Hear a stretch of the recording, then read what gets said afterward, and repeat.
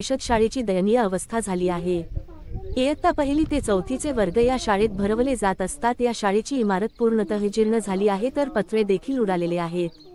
प्रशासनाकडे वारंवार तक्रारी करून देखील दुर्लक्ष करत आहे। त्यामुळे एखादी घटना घडल्यानंतर ऐकतोड पाड्याच्या जिल्हा परिषदेत शाळाकडे लक्ष देणार का, असा संतप्त सवाल उपस्थित केला जात आहे। धडगाव तालुक्यातील पाडली अंतर्गत ऐकतोड पाड्याच्या जिल्हा परिषद शाळेची दयनीय अवस्था झाली आहे। इयत्ता पहिली ते चौथीचे वर्ग या जिल्हा परिषद शाळेत भरत असतात, त्यामुळे विद्यार्थी आपला जीव मुठीत धरून शिक्षण घेत आहेत। ऐकतोड जिल्हा परिषद शाळेचे इमारतीची दुरवस्था झाली आहे, तर वरील पत्रे देखील उडालेले आहेत। अशा अवस्थेतच विद्यार्थ्यांना शिक्षण घ्यावा लागत आहे। ग्रामपंचायत मार्फत तात्पुरता दुरुस्ती केली आहे, मात्र प्रशासनाकडून कुठलाही लक्ष दिले जात नाही आहे। या शाळेची दुरुस्तीसाठी अनेकदा पाठपुरावा केला आहे, मात्र शिक्षण विभागाकडून दुर्लक्ष होत आहे। इयत्ता पहिली ते चौथीचे विद्यार्थ्यांना शिक्षणासाठी कुठे बसवायचं अशी परिस्थिती शिक्षकांसमोर उपस्थित झाली आहे।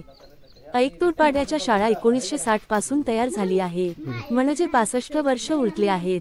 ही इमारत पूर्णतः जीर्ण झाली आहे, त्यामुळे प्रशासनाने एखादी घटना घडण्याच्या अगोदर दुरुस्ती करावी, अशीच माफक अपेक्षा विद्यार्थ्यांसोबत त्यांच्या पालकांकडून केली जात आहे। काम जवळपास 2002 आसपासचं झालेलं आहे आणि ही इमारत अतिशय धोकेदायक आहे। या अत्यंत धोकेदायक आणि विद्यार्थ्यांचं जे इथं शिक्षण घेतलं जातं ते केव्हाही कोसळू शकते आणि पूर्ण विद्यार्थ्यांचं मोठ्या प्रमाणात इथे हानी भविष्यात कदाचित घडू शकते। त्यानंतर ही इमारत ग्रामपंचायत अंतर्गत साधारणतः हिला 2-3 वेळेस छत त्यांचे रिपेरिंग केलेले आहे, डागडुग केलेले आहे, तरी पुन्हा यावर्षी ही शाळा पूर्ण छत सहित पूर्ण उडून गेलेली आहे आणि इमारत पूर्ण कोसळलेली आहे बाकी आजूबाजूला। तर